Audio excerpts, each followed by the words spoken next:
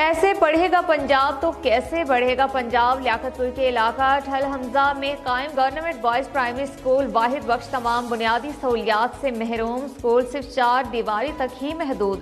بچے آج بھی علم کا دیا روشن کرنے کے لیے کھلے آسمان تلے بیٹھنے پر مجبور ہیں۔ لیاقت پور سے عدنان بھٹا کی رپورٹ۔ پنجاب حکومت کے تعلیمی ایمرجنسی کے دعوے ہوا ہو گئے۔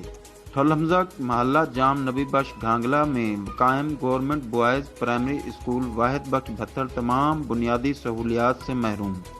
اسکول صرف 4 دیواروں تک محدود۔ اسکول کے کمرے تک نہیں، چھوٹے چھوٹے معصوم بچے شدید سردی میں کھلے آسمان تلے تعلیم حاصل کرنے پر مجبور۔ اسکول کی عمارت نہ ہونے سے بچے آندھی ہو یا بارش جائیں تو جائیں کہاں۔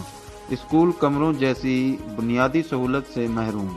تعلیم کے حصول کے لیے آئے معصوم بچوں نے شدید احتجاج کرتے ہوئے تبدیلی سرکار سے مطالبہ کیا ہے کہ ہمیں اسکول کی عمارتیں بنا دی جائیں۔ کیمرہ ٹیم کے ساتھ عدنان بھٹا، رپورٹر سٹی نیوز، لیاقت پور۔